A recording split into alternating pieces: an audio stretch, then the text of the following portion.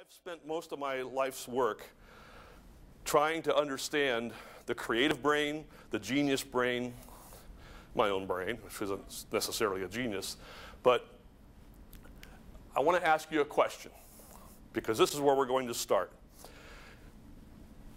A brain spurt is when your brain just talks to you involuntarily. It could be, I got to buy milk on the way home. It doesn't necessarily mean that you've found a cure for cancer or new technology. I mean, it could be that too. But our brain is talking to us every day. Where are you? What are you doing when your brain is saying, hey, hey, hey? Tell me, anybody. In the shower? Driving the car? Trying to get to sleep. In bed? When you're alone and quiet? On the treadmill, exercising. Did you know I'm psychic?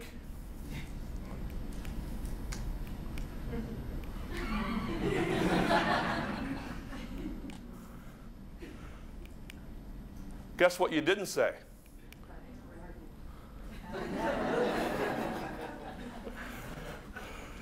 That's what you're getting paid for. Why do you suppose that is? Why? Exactly. We don't have time to be creative at work. I'm too busy doing stuff. What I would like you to start doing, and I don't care how simple the idea is. We're not talking about rocket science. I'm talking about just what you told me, in the bed, in the shower, in the car, you're on the treadmill. Make a habit of always having either a digital recorder or a pad and a pencil to write down whatever it is you thought of at that moment. I don't care how simple it is. It's not the point. I then want you to write down, where are you, and what are you doing, and what time is it? You'll be amazed. I commuted to Washington, D.C. on the weekends for 2 years to get my master's, and I lived in my van. Now here's Joe, corporate executive, 36th floor of the Crystal Palace, living in a van. But that was probably the most introspective, productive, creative 2 years of my life to that point, because I had nothing else to think about.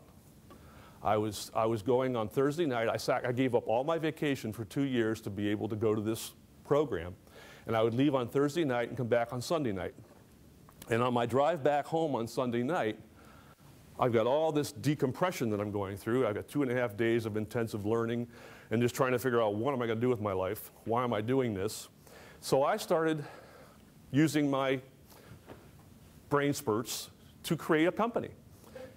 If you never did this, do it. Even if you never follow through, it's really a neat exercise. If you were your own business, just a one-person business even, what would your company name be? What would your logo look like? What would your mission statement be? What would you want to change in the world? And that's what I did. And it made the 5-hour commute a lot shorter. Originally, my logo I came up with, the S was a step, first step. And I thought, oh, that's creative genius. We're going to talk later about something called the second right answer. The second right answer is almost always more creative, less expensive too in many cases. It's just more innovative, more creative. So then I was an old Taekwondo karate guy in college, and I loved the philosophy, the Eastern philosophy. And I thought, yin yang, you could make an S in there. And I went to a graphic artist. I wasn't planning on starting a company. I just did this because it was creative energy that I needed to get out, and again, it kept me out of the bars most of the time. So I came up with a logo. I came up with a mission statement. I even had a brochure printed. Now think about this. This is in my final year at PPG. I was very frustrated. I didn't fit in there. I was a right brain and a left brain company. I was the youngest person in my division at the corporate level. It didn't work out at the end very well. And I wrote a brochure, and you talk about creative dissatisfaction. This thing was in your face. It was like, if you don't understand this, then you don't deserve to have good people. It was just horrible. It was just bitter and negative, and I took it to the communications director, who was a good friend of mine at PPG, and I said, take a look at my brochure. What do you think? You're a creative designer. And he read it, and he said, boy, you're really angry. He said, I don't think anybody's going to want to do business with that.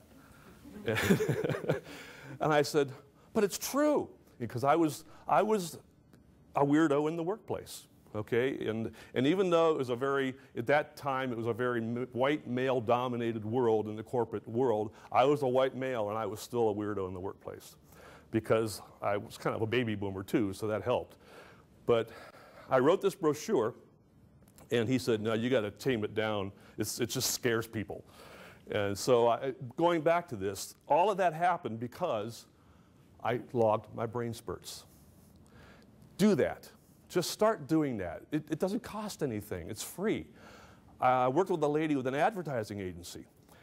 She gets paid to come up with ideas. That's her job. They have to be creative. She got her best ideas in the shower. So you know what she did? Turned her shower into a whiteboard. She'd get up in the morning. She's got a project that she's got incubating in her head.